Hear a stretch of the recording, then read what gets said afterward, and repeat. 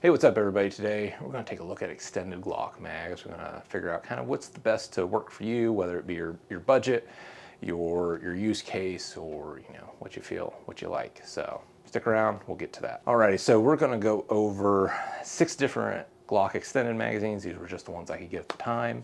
Whether or not you're going to be using them for your PCC, you just don't want to be reloading as much on the range, or you're lucky enough to have a Glock with a switch. For my Chicago viewers, these are kind of your easy to get options. I'll include the price, but some of these are on sale. You just got to look for them. I got all these offline. They're illegal in most states, but I'm not a lawyer, so do your own research. Make sure you're not breaking the law. All that stuff. So we're going to look at 6 mags. They're kind of broken up into 2 categories. We have, obviously, we're going to start with the Glock factory mag. Kind of 3 in that category are going to be Glock factory mag. We're also going to have KCI USA, made in Korea, and then we're going to have ProMag, made in the US. And then for kind of the other mags is going to be that PMAG style that Magpul really made famous. Obviously, we're going to have Magpul's extended mag, we're going to have Amend2, and then we're also going to have ETS. So we're going to start with the gold standard, which is the Glock factory mag. Either made in Austria or Slovakia. It's that standard construction you're used to. It's going to have the good Glock plastic on the outside, metal on the inside, plenty of windows to see where your round count is, and they just work. Honestly, it's the best mag except for the price. All the other mags made by other manufacturers that are similar, they're all around the same weight, very similar construction, so you're not really going to see that much of a difference there, but they do change some of the internals, and obviously the plastic's going to be different.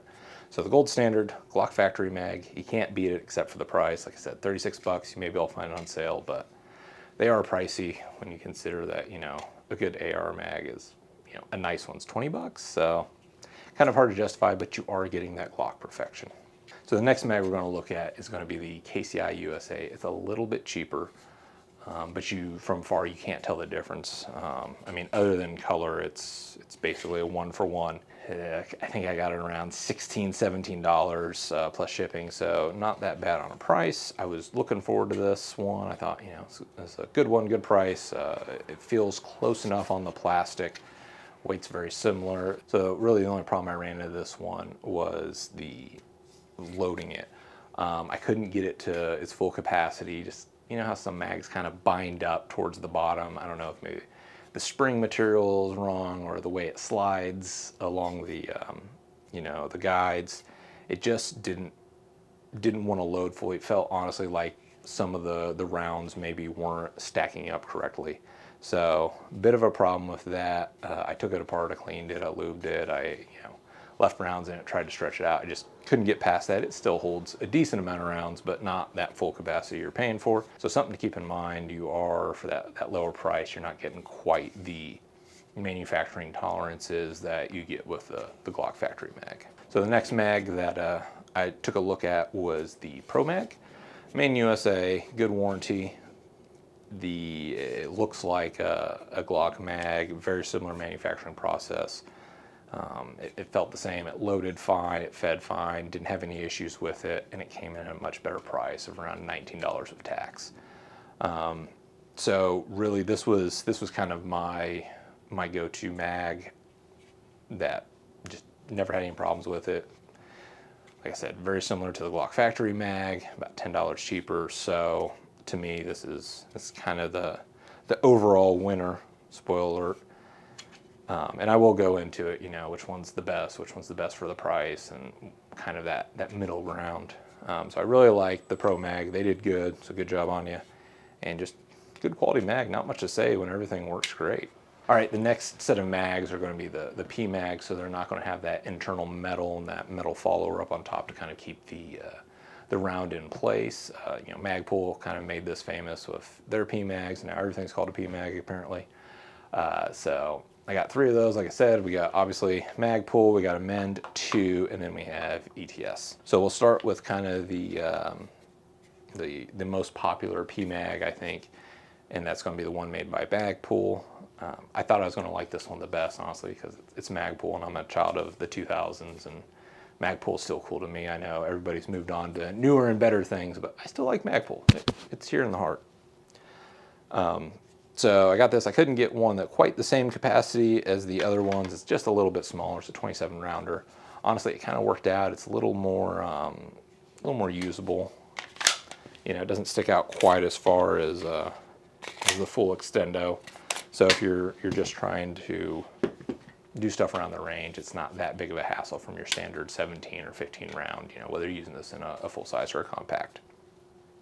Obviously, the PMAGs are going to be way lighter because they don't have that metal in there. The only metal I think is the spring. They're a whole lot easier to take apart than normal Glock mags, which isn't that big of a deal. But you know, if you're doing maintenance, it's just, I think, a cleaner construction. This one, I did have a couple issues with this one. Just, you know, failure to feeds every now and then, and you know, stove piping. I'm not sure if that was the pistol or the PCC I was using wasn't as clean as it should have been. Apparently 30,000 rounds, you need to clean that thing again. But I had more issues than I thought I would with this one. Now I use normal PMags. I interchange them with my Glock factory mags, you know, the 17 rounders on my pistol all the time. I don't have an issue. It's just this one having a little bit of issue. So I don't know if I got a dud or if just the way it's designed with that extended capacity, it's not as reliable. I honestly, I think I just got a dud.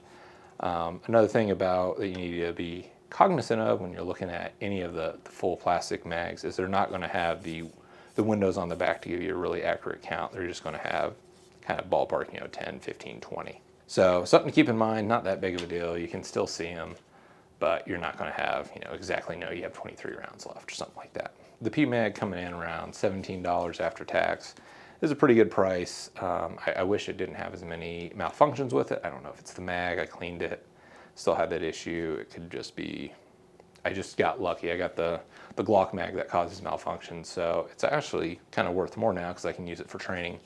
But all in all, I don't think it's a bad sign to the manufacturing. I think I just got unlucky on this one, but once again, it could be my bias that I like Magpul. So next we have the Amend2. This is the second cheapest. It looked the coolest, you know, it has the cool 2 on the bottom there. And I thought this was going to be the one. It was super light. It still looked like a normal Glock mag, and it was cheap, you know, and a Second Amendment, heck yeah, let's go. So I was really hoping this one would work the best, and just from the aesthetics, I liked it the best. However, this was the one I had the most failures to feed, you know, stove piping. The most issues with my Glock and my PCCs was the Amend2, and I think it comes down, I'll try to show some B-roll of it, because the PMags don't have that metal follower to help keep the bullet locked in correctly to be fed up. You can actually, it can wiggle, it can pop out easier. You know, I can take this and I can pull the plastic apart, and it looks very similar to the one with the metal as far as the thickness, and it's thinner than both the Magpul and the ETS ones, or the plastic's just not as hard, so it's a little more squishy. And it doesn't always happen, but sometimes the bullet will just barely be canted in there, or it'll pop out too easy and gets in the way, and you'll get a double feed or something like that. So really disappointed. Like I said, it was a great price. It looked good. I thought this was going to be my winner, but it wasn't. So I do not recommend the Amend2, unfortunately.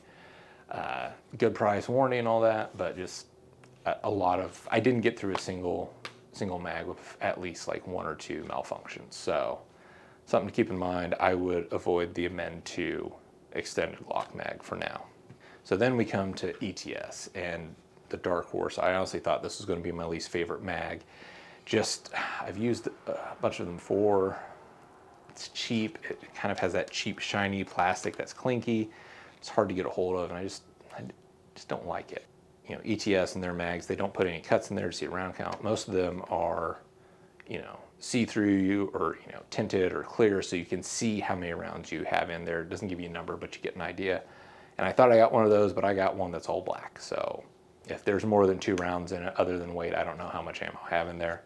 The price of $8 for an extended Glock mag, yeah, it doesn't look like a Glock mag, but that's hard to beat.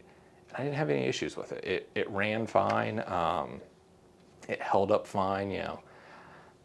I thought maybe, you know, the plastic would be a little cheaper, and I'm throwing my mags down. You know, I still have the old school. I don't wait for it to fall. I grab it and throw it and grab the next one if I'm doing a lockback reload. I just figured it'd get beat up, but honestly, it looks great. It held up great. Yeah, there's a couple little, you know, scratches in the finish, but other than that, it's solid. So I was really surprised how well this mag did, and kind of, you know, I need to reevaluate how I judge things. I still don't like the shiny plastic. Easy way to get around that is just spray paint it with some nice grippy, subdued, you know, spray paint. You'd probably be good to go. So hard to beat that. You know, which one should you get? And if money's not a problem and you are a Glock fanboy, just get the Glock factory mags. They're solid, bulletproof. Like, this design's been around for a while. Yeah, they're expensive, but you know they're going to last, and you just have a quality mag. But like I said, if you're going to get multiple of them, that can add up pretty quick. And you know, if you want to put money towards ammo or training or optic and light, you know, there's a lot of money to be spent in this hobby. But that being said, you can't beat that Glock perfection. So Glock factory mag is if you got stacks. Kind of the middle of the road for me, if you still kind of want that Glock factory vibe, you like the double-walled construction of the metal and the plastic, then I would just say ProMag. Like I said, it ran fine, and for the price, can't beat it. It's around 18, 19 bucks. It's just a solid mag. Like I said, unfortunately, I don't have a lot to say about it because it just works, which is kind of what you want.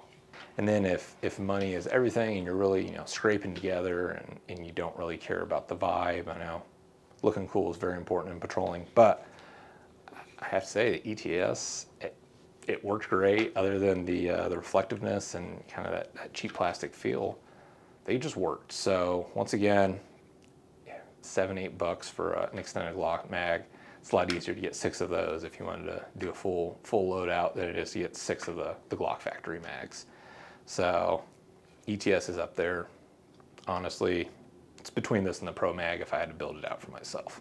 And then honorable mention, although this PMAG is messed up, and like I said, I am kind of a Magpul fanboy, just the size factor. I do like, especially if you're using pistol now, if you're using a carbine, not that big of a deal, but the pistol with the extended mag is really nice on the range, especially if you're running drills and you're not reloading a lot. It's just handy to have that form factor that, you know, it can sit down. You don't have one of these sticking way up. It's a little easier to move, or you just leave that in your pistol at your hip and it's not sticking out too much farther.